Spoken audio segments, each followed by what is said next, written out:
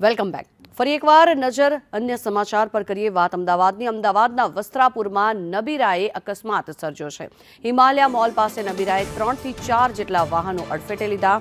દારૂના નશામાં અકસ્માત કરીને નબીરો ફરાર થઈ ગયો હોવાનું સામે આવ્યું છે। ત્યારે મહત્વનું છે કે વસ્ત્રાપુરમાં આ અકસ્માત સર્જાયો છે, જેમાં નબીરાએ 3 થી 4 જેટલા વાહનોને અડફેટે લીધા હતા। अलग अलग 2 गुना तेनी सामे नोंधवामां आव्या छे। वस्त्रापुर पोलीसे आ समग्र मामले वधु तपास हाथ धरी छे। अकस्मात कर्या पछी छरो लईने लोकोने मारवा दौड्या होवाना पण आ दृश्यो आप जोई रह्या छो। त्यारे रोषे भरायेला लोको नबीराने पकड़ीने मार मार्यो होवानुं पण सामे आव्युं छे। वस्त्रापुરના આ દ્રશ્યો છે। સંદેશ ન્યૂઝની ટીવી સ્ક્રીન પર આપ જોઈ રહ્યા છો આ એક્સક્લુઝિવ દ્રશ્યો કે જેમાં એક દ્રશ્યમાં નબીરાએ અકસ્માત સર્જ્યો હતો, 3 થી 4 વાહનોને અડફેટે લીધા। ત્યારે અન્ય જે દ્રશ્યો આપ જોઈ રહ્યા છો એ નબીરો છરો લઈને લોકોની પાછળ દોડી રહ્યો હતો, લોકોને મારવા દોડી રહ્યો હતો। તે દરમિયાન ટોળાએ ભેગા થઈને તેને માર માર્યો હતો, તેને કાયદાનું ભાન કરાવવાનો પ્રયત્ન કર્યો હતો। આ બંને દ્રશ્યો હાલ આપ જોઈ રહ્યા છો સંદેશ ન્યૂઝની ટીવી સ્ક્રીન પર। જો કે ગાંધીનું ગુજરાત છે આ, અને એમાં દારૂબંધી છે, આ બધી જ વાતો માત્ર ને માત્ર જાણે કાગળ પર હોય તેવા આ દ્રશ્યો ચાળી ખાતા નજરે પડી રહ્યા છે। કારણ કે દારૂના નશામાં ધૂત આ નબીરો અકસ્માત કર્યો, લોકોના જીવનું જોખમ થતું પણ નજરે પડી રહ્યું છે। ત્યારે રોષે ભરાયેલા લોકોએ નબીરાને પકડીને માર માર્યો હોવાના પણ દ્રશ્યો સામે આવી રહ્યા છે। ત્યારે પોલીસે બંને અલગ અલગ બાબતે ગુનો નોંધી વધુ તપાસ હાથ ધરી છે। આરોપીને ખાનગી હોસ્પિટલમાં સારવાર અર્થે હાલ ખસેડવામાં આવ્યો છે। ત્યારે અમદાવાદના વસ્ત્રાપુરમાં નબીરાએ આ અકસ્માત સર્જ્યો હોવાના દ્રશ્યો। વધુ માહિતી મેળવીએ, સંવાદદાતા આયુષી યાજ્ઞિક જોડાયા છે આપણી સાથે। આયુષી, જણાવશો, વારંવાર સરકાર દ્વારા ટકોર કરવામાં આવે છે, છતાં પણ કેટલાક આવા નબીરાઓ બેફામ બને છે અને લોકોના જીવનું જોખમ કરે છે।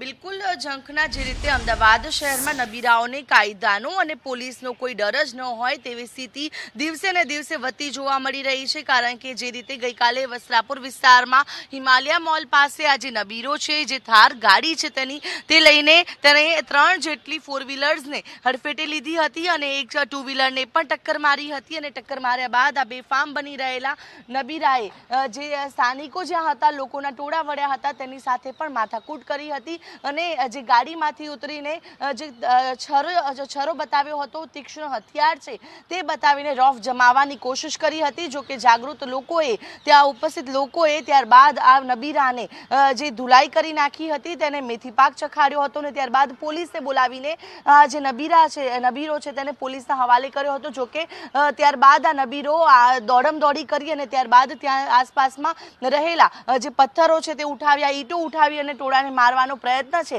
તે પણ આ નબીરા દ્વારા કરવામાં આવ્યો હતો। એટલે કે આ જે નબીરાઓ છે દિવસે ને દિવસે આ પ્રકારે અસામાજિક તત્વો હોય કે નબીરા હોય બેફામ બની રહ્યા છે। કાયદા વ્યવસ્થાનો કોઈ ડર નથી અને આ પ્રકારે બેફામ ગાડી હંકારીને લોકોને ટક્કર મારીને પોતાની સાથે સાથે અન્યના પણ જીવ છે કે જે જોખમમાં મૂકી દે છે। ત્યારે આ નશામાં ધૂત આ નબીરાએ અકસ્માત સર્જ્યો છે। ત્યારે પોલીસ દ્વારા હાલ જે ગુનો નોંધીને વધુ તપાસ છે તે હાથ ધરી છે અને જે પોલીસ દ્વારા ખાસ કરીને જે આ ગુના દાખલ કરવામાં આવ્યા છે તેમાં ડ્રિંક એન્ડ ડ્રાઈવનો ગુનો છે તે પણ દાખલ કર્યો છે અને સાથે જ વાહનોને ટક્કર મારવા માટે તેને જે મોટર વ્હીકલ એક્ટ અંતર્ગત પણ જે ગુનો નોંધીને વધુ તપાસ શરૂ કરી છે। નબીરાએ જે નશામાં ધૂત હોવાના કારણે તેને સારવાર અર્થે હાલ એક ખાનગી હોસ્પિટલમાં ખસેડવામાં આવ્યો છે। ત્યારબાદ પોલીસે તેને લઈને સોલા સિવિલ હોસ્પિટલ જશે અને ત્યારબાદ વધુ પૂછપરછ છે તે હાથ ધરવામાં આવશે। જોઈ શકાય છે કે આ એક થાર ગાડી છે, GJ1 WW73 નંબરની આ ગાડી છે અને આ નબીરાએ અકસ્માત સર્જ્યો છે। ન માત્ર અકસ્માત, પરંતુ અકસ્માત સર્જ્યા બાદ પણ નબીરાએ લોકોને ડરાવવાનો પ્રયત્ન કર્યો, લોકોને ધમકાવવાનો પ્રયત્ન કર્યો, લોકો પર પથ્થર વડે હુમલો કરવાનો પણ પ્રયત્ન કર્યો હતો। એટલે કે જે રીતે વસ્ત્રાલની ઘટના હતી કે જાહેરમાં તલવારોથી લોકોને ડરાવવામાં આવ્યા હતા, લોકોની પર હુમલો કરવામાં આવ્યો હતો અને અહીંયા છરી વડે જે છરી બતાવવાનો પ્રયત્ન કર્યો હતો, આ નબીરાએ લોકોને ડરાવવાનો પ્રયત્ન કર્યો હતો। ત્યારે પોલીસ દ્વારા હાલ ગુનો નોંધીને વધુ તપાસ હાથ ધરી છે અને આ નબીરા સામે હવે કડકમાં કડક કાર્યવાહી છે તે શરૂ કરવામાં આવી છે. આયુષી, એક જો આપણે થોડી ભૂતકાળની ઘટનાઓ પર નજર કરીએ તો વારંવાર આવી ઘટનાઓ બનતી હોય છે. પહેલા પણ એવા ઘણા કેસ આપણી સામે આવ્યા છે કે દારૂના નશામાં ધૂત લોકોના કારણે થઈને અનેક લોકોએ તેમના જીવ ગુમાવ્યા છે. સરકાર દ્વારા વારંવાર કહેવામાં આવતું હોય છે કે તેમની સામે કાયદેસરના પગલાં ભરવામાં આવશે, સજાઓ ફટકારવામાં આવશે, પરંતુ ક્યાંક ને ક્યાંક સરકારની ઢીલી નીતિના કારણે થઈને આવા નબીરાઓને મોકળો માર્ગ મળતો હોય એવું કહી શકાય.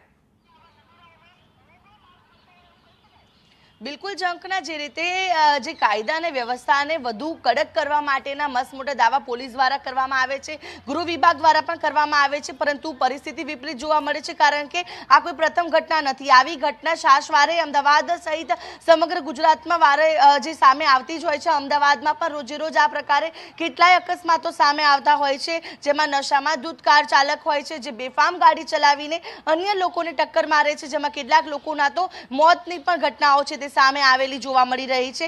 ત્યારે આ જે નશામાં ધૂત નબીરો છે, ગઈકાલે રાત્રે તેને પોતાની થાર ગાડી લઈને રોફ જવા માટે રસ્તા પર નીકળ્યો, ફૂલ સ્પીડમાં ગાડી ચલાવી અને જે દારૂનું સેવન કર્યું, નશામાં ધૂત આ કાર ચાલક નીકળ્યો. જે રીતે નિયમો છે કે ડ્રિંક એન્ડ ડ્રાઈવ, તમે પહેલી જે ગુજરાતમાં તો દારૂ ઉપર રોક લગાવવામાં આવેલી છે, છતાં પણ આ પ્રકારે નશો કરવામાં આવે છે નબીરાઓ દ્વારા, અને નશો કરીને આ પ્રકારે રોડ રસ્તા પર નીકળી પડે છે અને અન્ય લોકોના પણ જીવ છે તે જોખમમાં મૂકી રહ્યા છે. ત્યારે જે આ ખાસ કરીને આ જે ઘટના સામે આવી છે તેને પ્રશાસનની કામગીરી ઉપર પણ અનેક સવાલો ઊભા કર્યા છે. જી આભાર આયુષી સમગ્ર માહિતી બદલ. તો વસ્ત્રાપુરના આ દ્રશ્યો ફરી એકવાર સંદેશ ન્યૂઝની ટીવી સ્ક્રીન પર એક્સક્લુઝિવ દ્રશ્યો જે આપ જોઈ રહ્યા છો.